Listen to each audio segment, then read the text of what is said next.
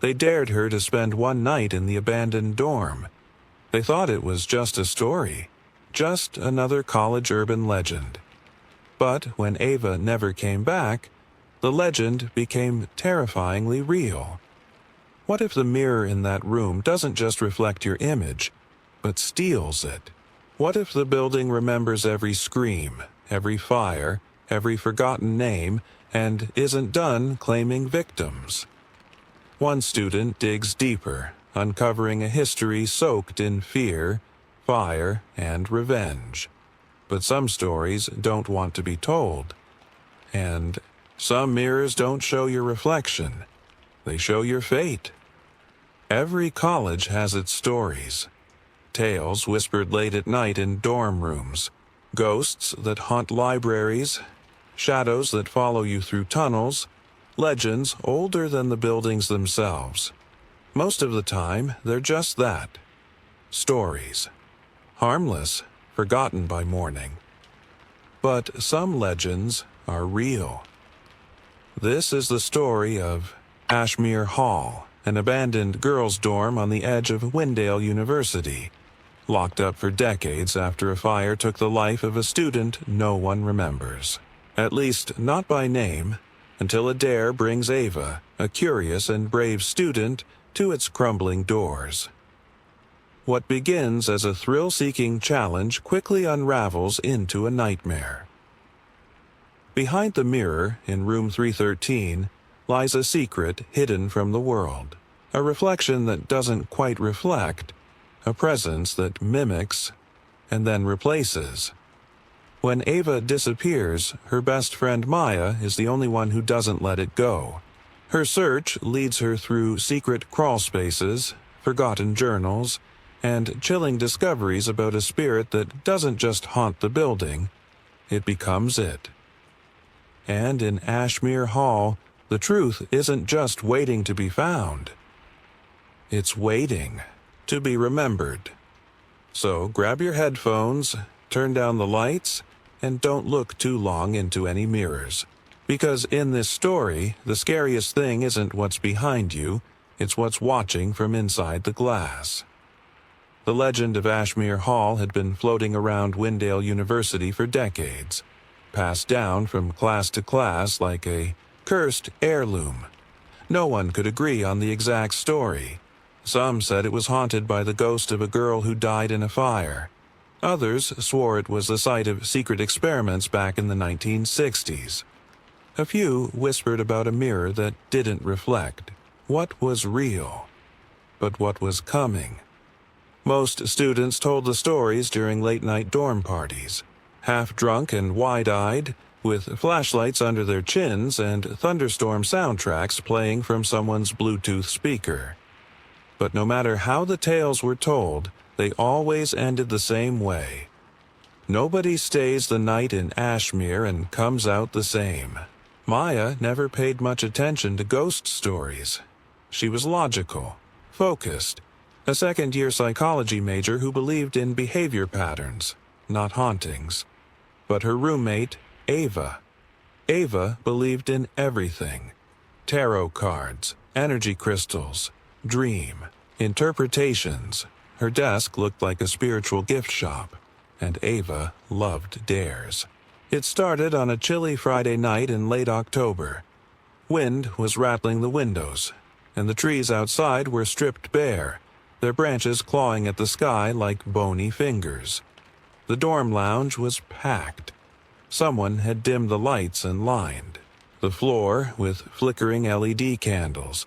People were drinking cider spiked with cheap rum, sitting in a loose circle waiting for someone to up the ante.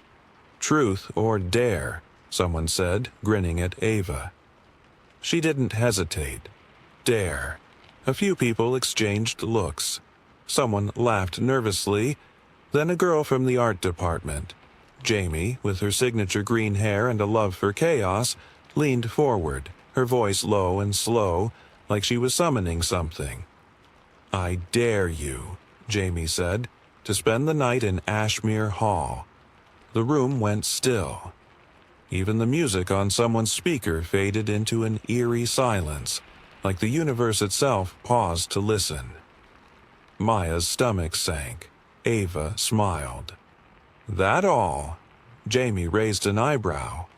Alone, from midnight to sunrise. No. Phone. No flashlight. No leaving early. The group waited, expecting Ava to laugh it off or negotiate a tamer version of the dare. Instead, Ava leaned back, sipping her drink like it was nothing. Done. No, seriously, Maya said, sitting up straighter. You don't need to prove anything. Those stories are just made up. Ava grinned at her. Exactly. Which is why I'll be fine. You don't even know how to get in there, someone pointed out. Ava pulled out a folded sheet of paper from her hoodie pocket. Campus map. The maintenance tunnel leads right under the east wing. I checked. Everyone laughed, clapped, and cheered like it was a game. But Maya didn't laugh. Her fingers tightened around her mug. There was something in Ava's voice. Too calm. Too prepared. Like she'd already planned this. At 11:45 p.m., Maya followed. Her to the edge of campus, past the rusting fence and the old maintenance shed hidden behind a wall of tangled bushes. The cold bit at their faces, and the moon hung low and yellow like a warning light no one noticed. You really going through with this? Maya asked. Ava pulled on a pair of gloves. You don't have to wait up. I'll be back before sunrise. Promise? Ava hesitated for just a second, then smiled. Promise. She disappeared into the tunnel with a final wave. Maya waited. For an hour. Then 2. By morning, Ava was still gone.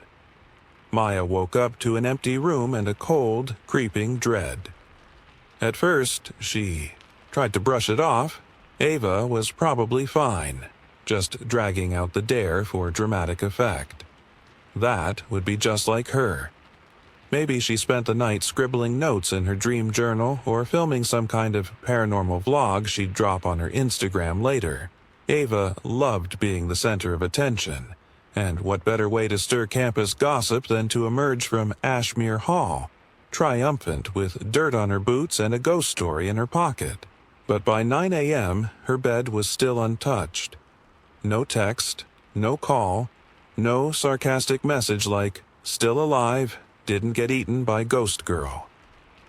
Yet, Maya's fingers hovered over her phone screen for a long moment before finally sending a text. Maya, where are you? No response. By noon, her smile was gone. By 3 p.m., she was pacing the room. By dinner time, she was knocking on doors, asking friends if they'd seen Ava. Some shrugged. Others gave nervous laughs. She's probably just messing with you, someone said. She'll turn up. But something felt wrong. Off. Ava may have been impulsive, sure, but she was never careless. She wouldn't let Maya worry like this. By evening, Maya went to campus security. At first, they didn't take her seriously. A young officer with sleepy eyes and a clipboard said it wasn't unusual for students to pull stunts around Halloween. Last year, someone locked themselves in the library overnight just to go viral, he said with a chuckle. They're kids. I'm not a kid, Maya snapped. And neither is Ava. She went into a condemned building by herself. That's not just a prank. That's dangerous. The officer sighed and made a few calls. An hour later, 2 security guards accompanied Maya to Ashmere Hall. They unlocked the rusted gate, flashlight beams cutting through the fog that had settled like a heavy shroud over the east edge of campus. The building stood like a corpse, half covered in ivy, its windows boarded up and black. The front door creaked open with an unnatural ease. Maya felt a chill run up her spine. The guards went in first, calling Ava's name. Maya followed close, behind, her eyes straining in the dim light. Inside, the air was thick with mold, smoke, and something else, something bitter, like burnt hair. Wallpaper peeled from the walls in long, curling strips. Water stains covered the ceiling like bruises. Everything was silent, except for the soft drip, drip, drip of a broken pipe echoing somewhere deep in the building. They checked each floor. The first two were empty. Dust and decay. Old furniture. Scorched wood along the walls. A reminder of the fire all those years ago. Then they reached the third floor. "This door's jammed," one of the guards said, nudging a charred wooden door near the end of the hall. "Could be stuck from water. Damage." He pushed harder. The door gave with a groan, revealing a room that looked untouched, cleaner than the others. Less dust. A cracked mirror stood tall against the far wall, framed in heavy wood. It looked oddly polished, too clean. Maya stepped forward, unease crawling up her throat like ivy. "Ava," she called. No answer. The guard searched the rest of the floor. Nothing, no signs of anyone. No footprints, no sleeping bag, not even a phone. "She's not here," one of the guards finally said, frowning. "If she was, she's gone now." "But the door," Maya whispered. "She didn't break in, and it was locked from the outside, right? You said so." "Sometimes doors shift," he replied, avoiding her eyes. "They locked the building again, promising to file a report and alert campus police." Maya nodded, but she already knew. No one was going to take this seriously. Not until it was too late. That night, back in her dorm, she sat on Ava's bed, the silence louder than it had ever been. The scent of her roommate's peppermint lotion still lingered on her pillow.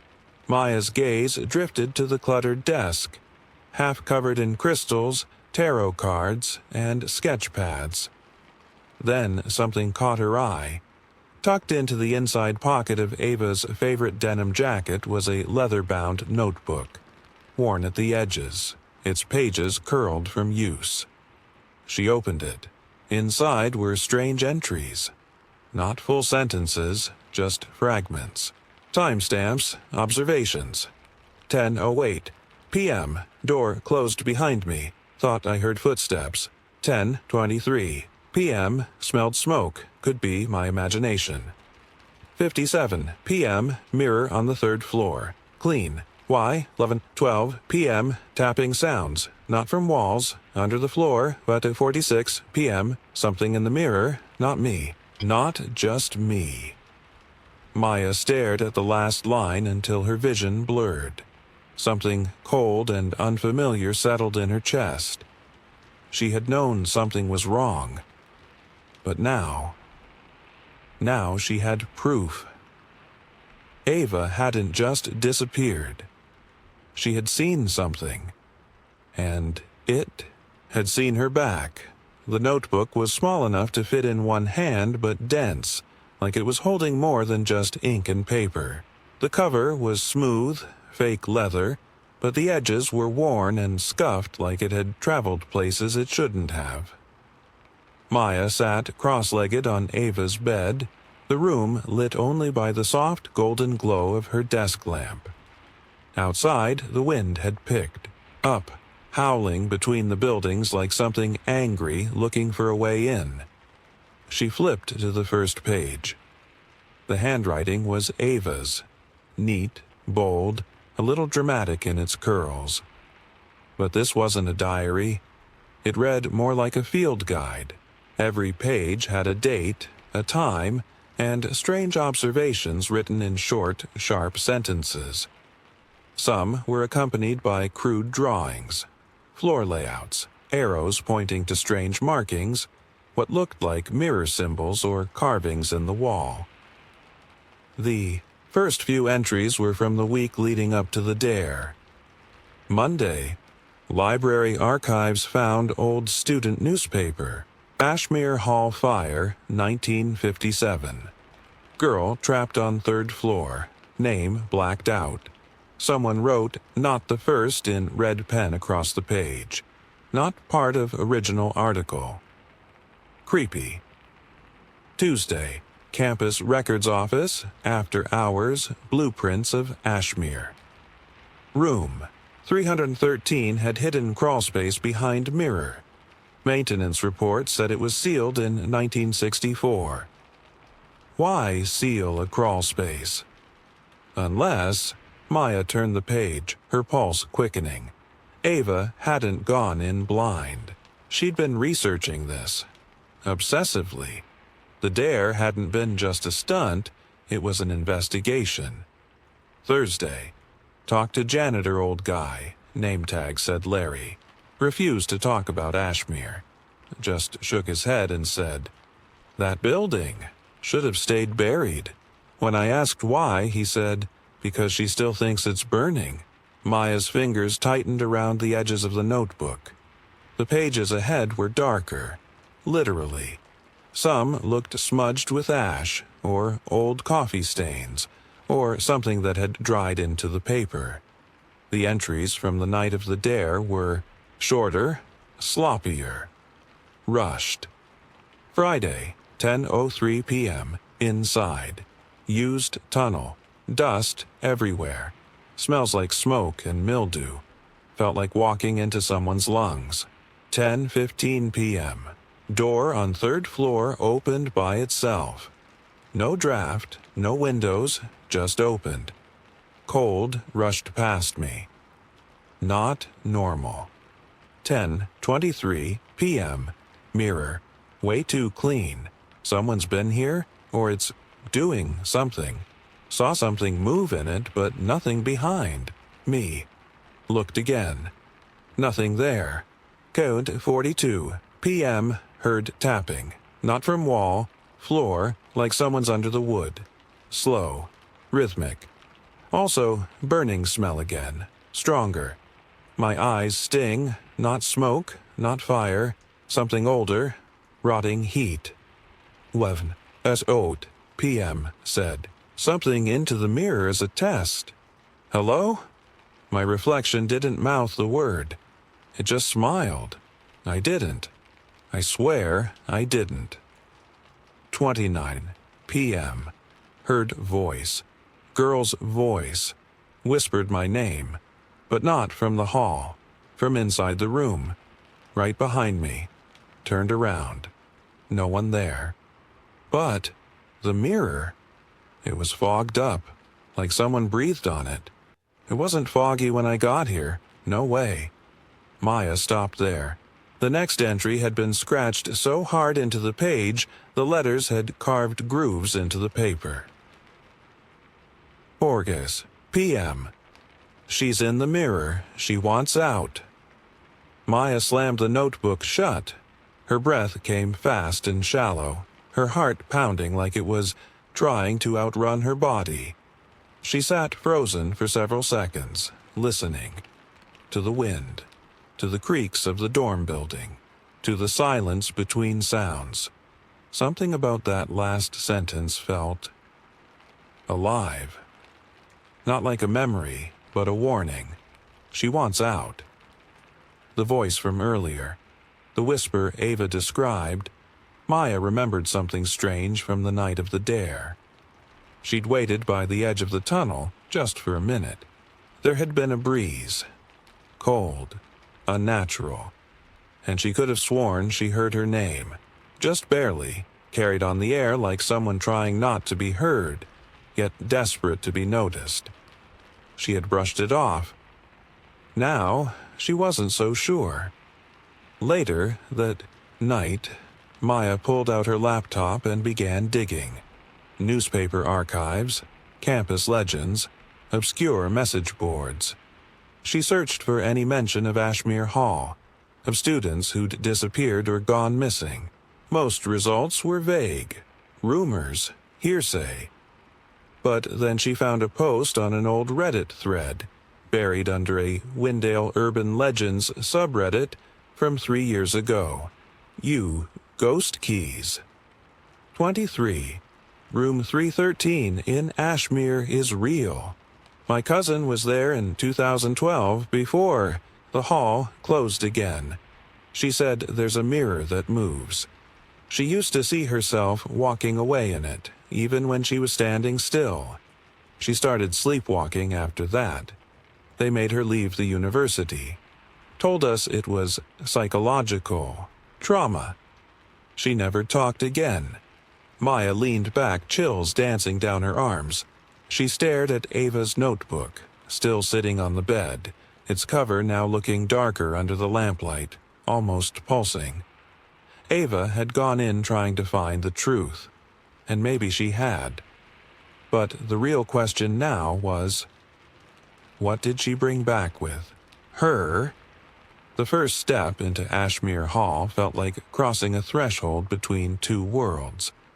It was just past midnight when Maya arrived, hood up, flashlight tucked in her coat, Ava's notebook pressed tight against her chest. The campus lay behind her in dead silence, the kind of quiet that felt unnatural, like the night itself was holding its breath. A low fog hugged the ground, swirling around her boots as she crept past the rusted, "Condemned, do not enter" sign. The air smelled faintly of wet leaves and old smoke. She'd found the tunnel entrance the same way Ava had, through an old maintenance shed half swallowed by vines. The door groaned on its hinges as she pushed it open.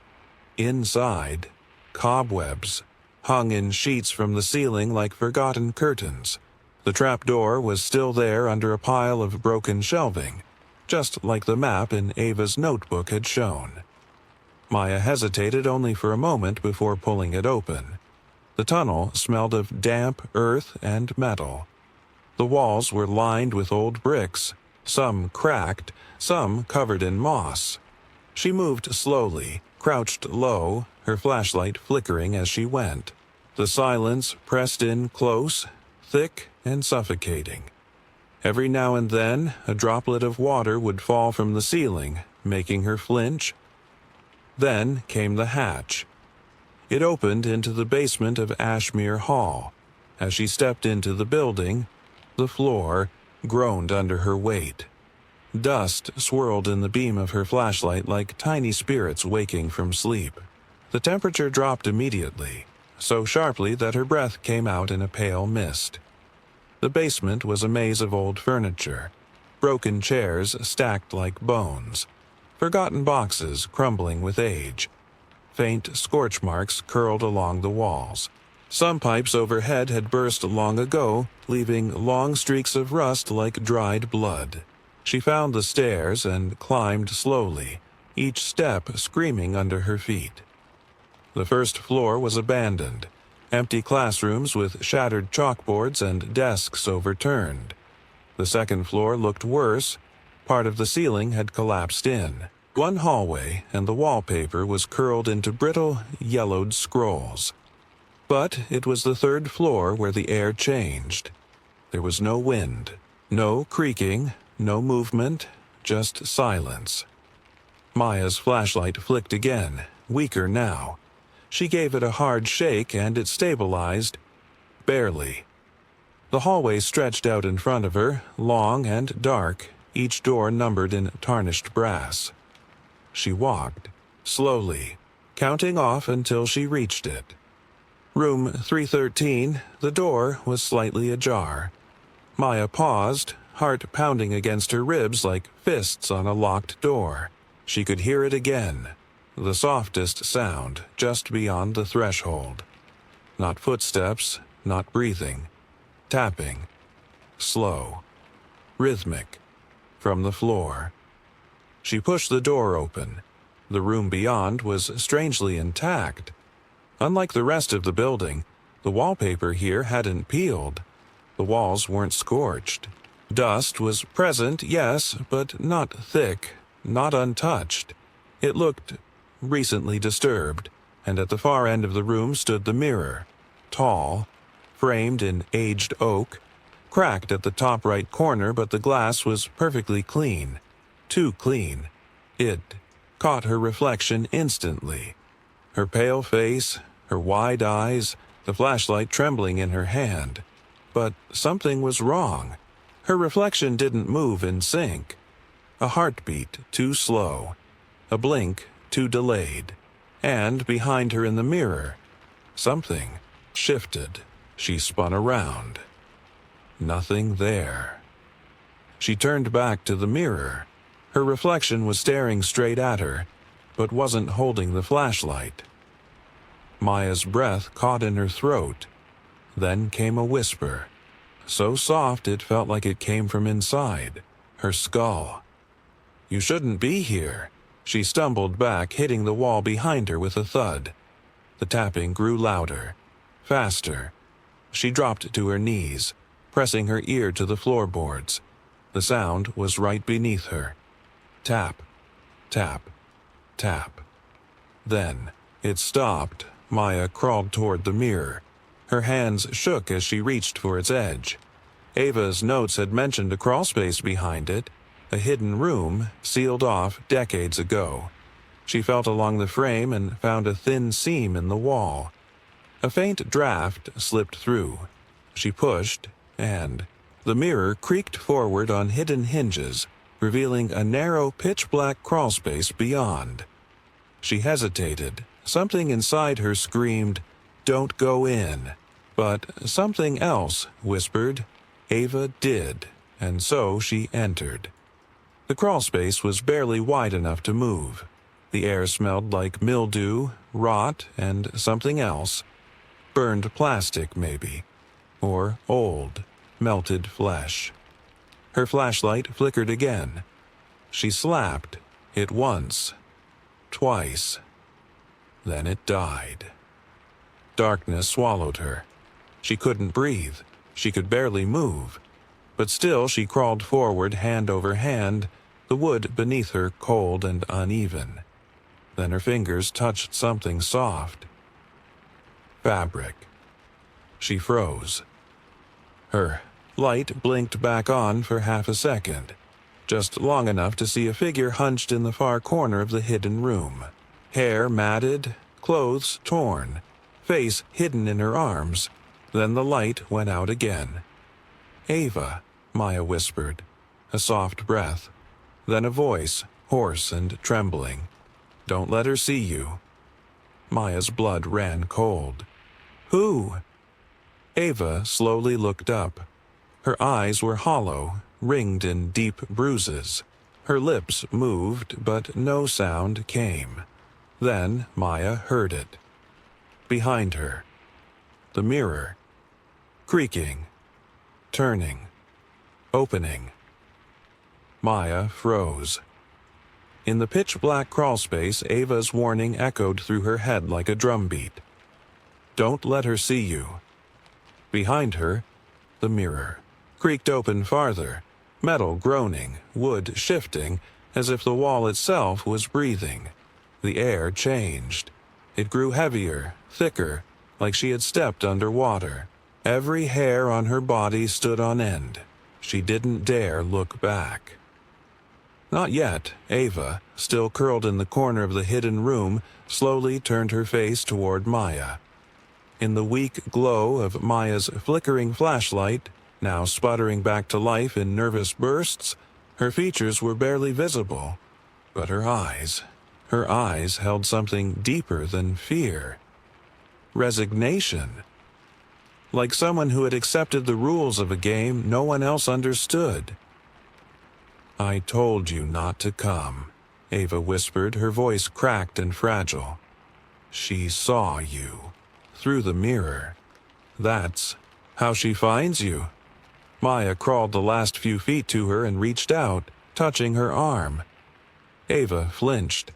Her skin was cold, her body trembling like it hadn't known warmth or safety in days. "Who is she?" Maya asked. "What happened to you?" Ava opened her mouth to answer, but a sharp sound cut her off. A high-pitched hiss, like glass under pressure. The kind of sound a mirror makes right before it cracks. Maya turned her head, just enough to look behind her. The mirror had rotated. Inward on its hidden hinge, leaving the crawlspace exposed to room 313. But now, something was emerging through it. Not through the opening itself, but from inside the mirror. First came the reflection. A girl, her face hidden beneath long black hair dripping like oil, stepped forward. Her movements didn't match the room. They matched Maya. Each tilt of her head, each breath, mirrored Maya's own, but slower, more deliberate. Like a shadow, remembering how to be human. Then the reflection stepped through the glass. No sound, no flash, just a smooth, unnatural shift. One moment behind the surface, the next, standing in the real world. She was burned. Her skin bubbled and cracked, pieces blackened and falling like flakes of charred paper. Yet her eyes, wide, too wide, were untouched, pale gray, piercing, and fixed on Maya. Ava whimpered and turned her face away. "She doesn't kill you," she said softly. "She keeps you." Maya's voice shook. "Why?" Ava slowly reached into her jacket and pulled out a page torn from her notebook, crumpled and smeared with ash. She handed it over with a trembling hand. Maya unfolded it. There were lines of writing scrawled in haste. She was the first. She burned alive when they locked her in after curfew. No alarms, no escape, just heat and screams. Now she watches. Mirrors are her windows. If she sees you, she chooses you. If you stay too long, your reflection forgets to follow you. Then you belong to her. A sudden, sharp clack echoed through the crawlspace. The girl in the mirror had stopped, moving.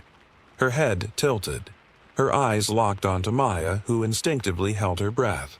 The girl lifted one hand and began to mimic Maya's posture.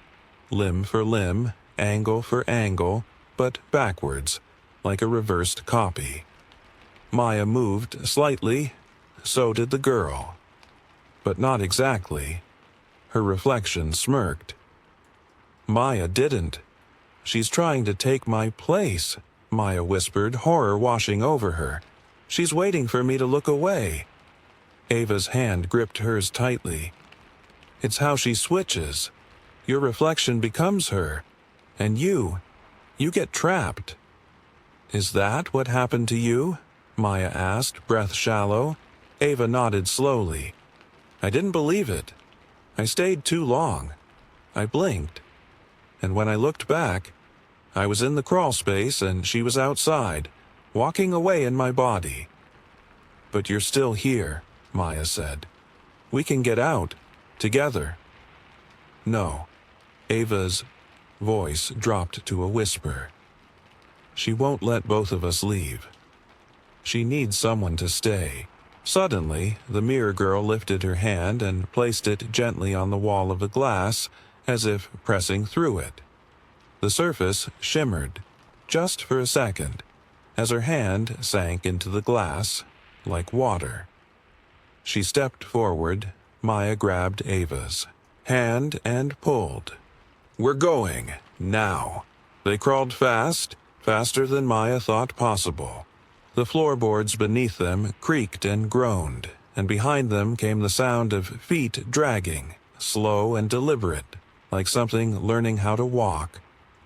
As they reached the room, Maya slammed the mirror back into place, locking it with a rusted bolt she hadn't seen before. The tapping stopped. The mirror's surface was normal again. Their reflections stared back. Both of them, breathing hard, alive. But Maya didn't relax. She walked to the edge of the room and stared into the mirror again. Something was wrong.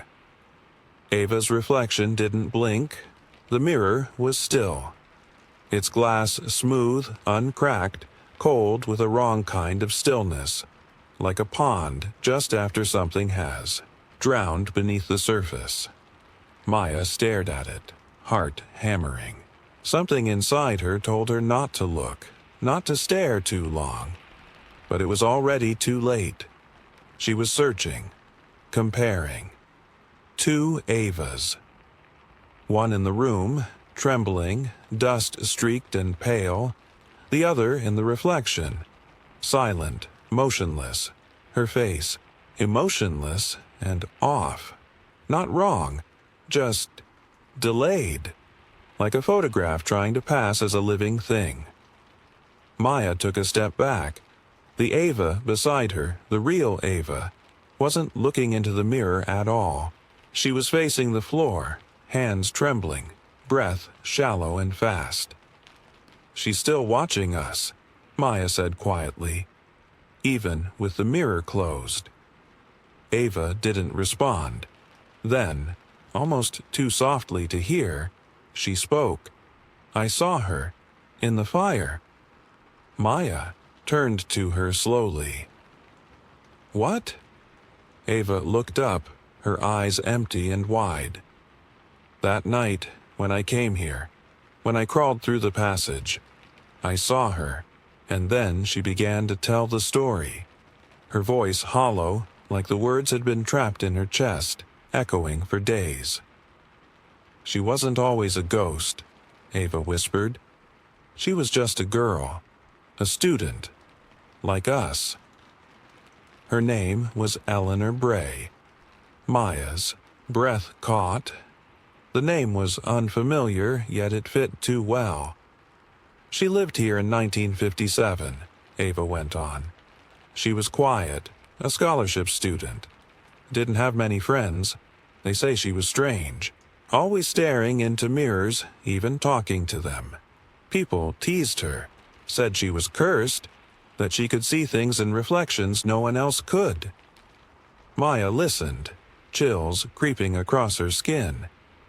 "They locked her in as a prank," Ava said.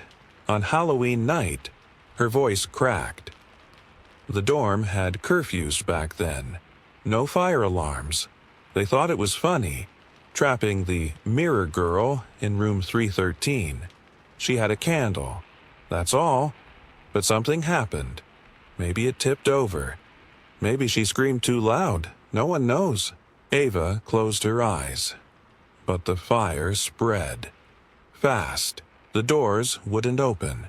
She burned alive behind that mirror. Silence settled like dust. She clawed at it. Ava continued, her voice now barely more than breath.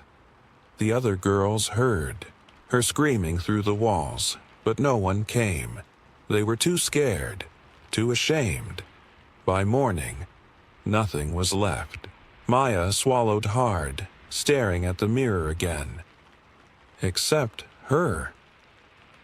"She never moved on," Ava said.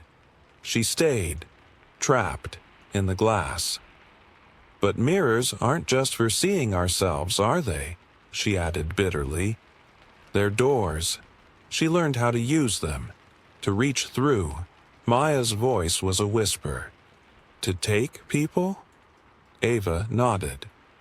At first, she just watched. But then she started mirroring people, studying them. She'd find someone alone, someone staring into a mirror too long, and she'd replace them. Not all at once, just a little at a time. A blink missed here, a smile that doesn't belong.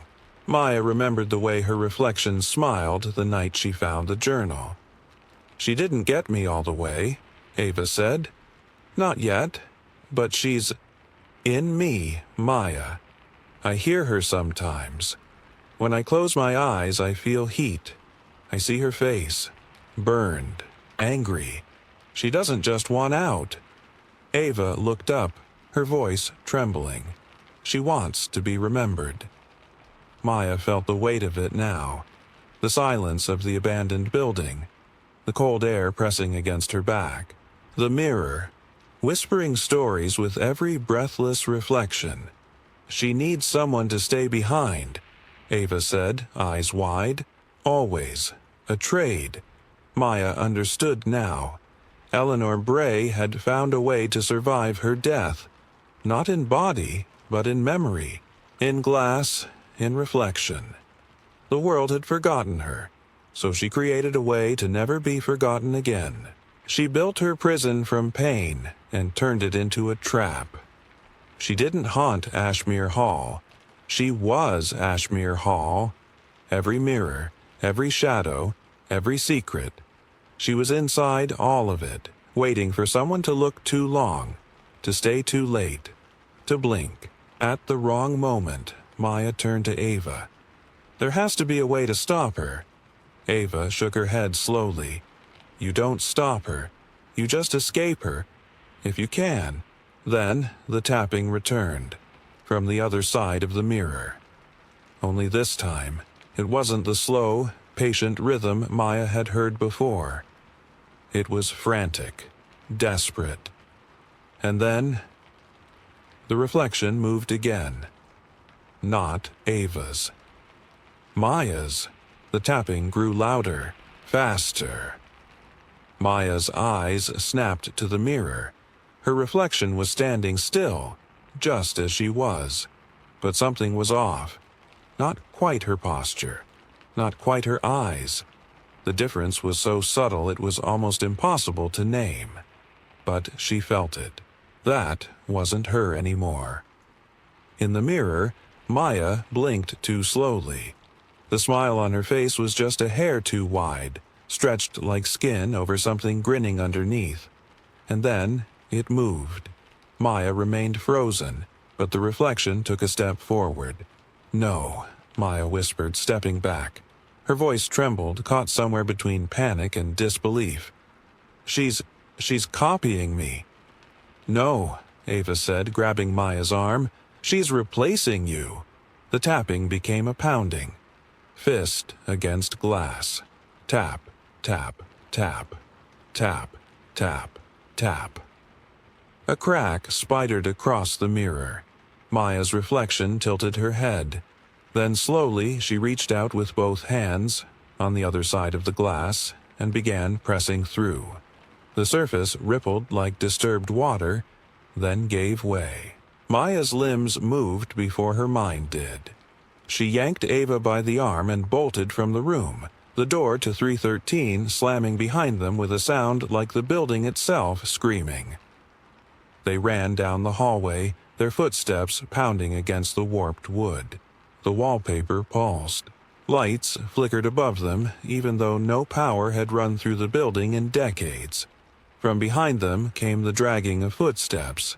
Not fast, but steady, like something that didn't have to rush because it always caught up. She's in the mirror now, Ava gasped as they reached the stairwell. She can travel.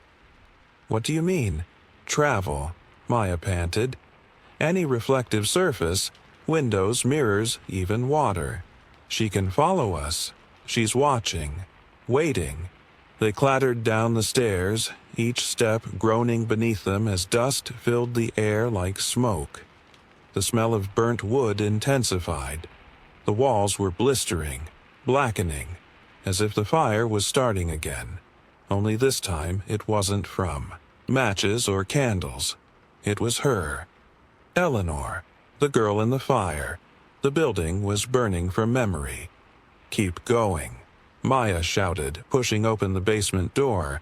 The tunnel's still open. They sprinted through the basement, stumbling over rusted pipes and debris. Behind them, a shriek tore through the hall, a sound that wasn't quite human. It echoed, like someone screaming through shattered glass. Maya spotted the maintenance hatch just ahead, the trapdoor still ajar. The tunnel was waiting, but as they reached it, Ava stopped. Maya turned, breathless. "What are you doing?" "I can't go," Ava said quietly. "What?" "I can't leave. I told you. She already has part of me. I've been here too long. I feel her inside my head. If I leave, she'll follow us. You. She'll find you again." Maya grabbed her shoulders. "We're not doing this. We're both leaving. I don't care what she's done to you." You don't understand." Ava's voice cracked. "It's not just about escaping. It's about breaking the cycle. Someone has to stay behind. That's the trade." Maya shook her head. "No, that's her rule. We don't have to play." "Buy it?" Ava hesitated. Her eyes were wet, glowing faintly in the low light. "You have to burn the notebook," she whispered. "That's where she lives now. That's what anchors her. My notes, my obsession. It fed her. It gave her new mirrors." Maya looked down at the leather-bound journal in her coat pocket. She remembered the feel of it, how cold it had become, how it almost pulsed like a living thing. "She got stronger when I started writing," Ava said. "She needed someone to tell her story again, to make people remember. That's what she feeds on." Maya pulled out the journal, hands trembling. "If I burn this, what happens to you?" Ava smiled, but it was the saddest smile Maya had ever seen. "I don't know, but maybe she'll take me and leave you alone. Maybe it'll break the mirror." "I'm not leaving you," Maya snapped. "You came back for me. Now it's my turn." The building groaned, deep and angry, like the walls were trying to crush them in. The mirror in the corner of the basement cracked down the center, and Maya made her decision. She ripped the journal apart, page by page, and set it on fire using the same lighter Ava had always carried in her pocket. The flame caught, fast. The ink hissed as if resisting. But soon the fire grew wild, too wild. The room exploded with heat. Not real fire, but memory fire. The same fire that took Eleanor Bray. The same fire that never left. Ava looked at Maya. Her face was peaceful now. The girl Maya had once known looked whole again, even glowing. "You did it," she said. Then, without another word, she stepped back into the flames and vanished. Maya collapsed into the tunnel, coughing, crawling toward the cool air of night. Behind her, the basement roared with unnatural fire. A light flared once, bright as day, then was gone. The silence afterward was terrifying, but it was over. She emerged through the trapdoor just as the first light of dawn cracked the sky. The university grounds were empty. Still, the fog had lifted. Ashmere Hall stood behind her, quiet and crumbling, its windows now dark. No mirrors, no whispers, just a building, empty and dying. A week passed. Then, two. Ashmere Hall was sealed off again, this time with steel locks, warning signs, and security patrols. The university issued a bland press release claiming an unauthorized student entry had triggered a hazardous gas leak in the old dormitory basement. They promised a full investigation, promised safety upgrades, promised nothing would ever happen again. But nothing was said about Ava. Not publicly. Maya sat alone on a bench near the far edge of campus, just beyond the science building, where few students wandered and the fog still gathered in the early mornings. She clutched a cup of cheap coffee, long gone cold. Her eyes were fixed on the space between the trees, on the shadow of a building that, from this angle, looked almost like it had never burned. But she knew better. She could still hear the fire in her dreams, still saw Ava standing there in the orange glow, smiling as the mirror cracked like ice around her. No one had found any remains. The crawlspace didn't exist anymore. At least, not on any official blueprint. When the cleanup crew entered the basement days later, they reported nothing unusual. No signs of a fire, no ash, no mirror, no journal. The story of Eleanor Bray had vanished again, just like it always did. Maya returned to her classes, wore a smile when people asked where Ava had gone. "She transferred," she said simply. It was easier that way. But inside, she carried the weight of truth, one that pulsed behind her ribs like a secret heartbeat. She started seeing reflections differently. She stopped using mirrors for more than a glance. When she passed windows at night, she made sure not to look. Sometimes she'd catch a glimpse of something just out of step. A flash of herself, blinking, when she hadn't. A shadow stretching just a second too long. But she never stared. Never lingered. She had learned the rules. 3 months later, Maya was walking across campus late one evening, bundled against the cold.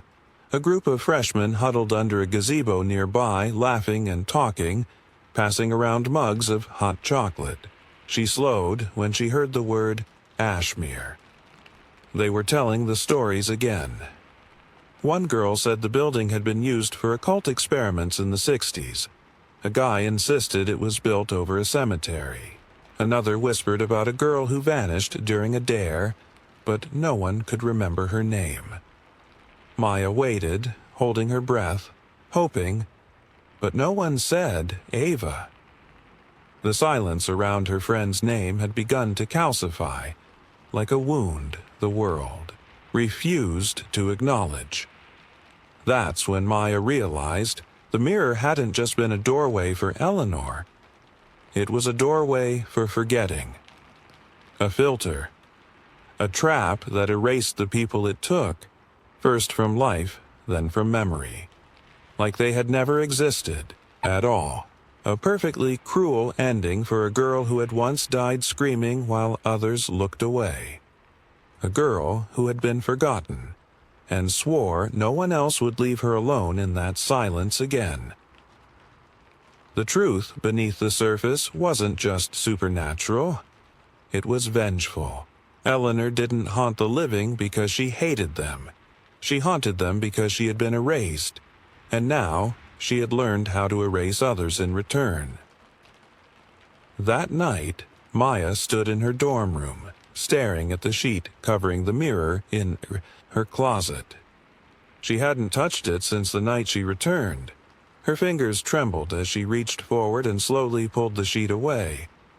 The mirror was dull now, dusty, unused. She leaned in, watched her own reflection, waited. Her reflection moved exactly as it should. No delay, no tricks, no smile that didn't belong. Still, she whispered, "Eleanor." The mirror stayed silent, but something in her gut twisted, because even if the girl in the fire was gone, even if the notebook had burned and the mirror had cracked, she had been remembered, and that was enough.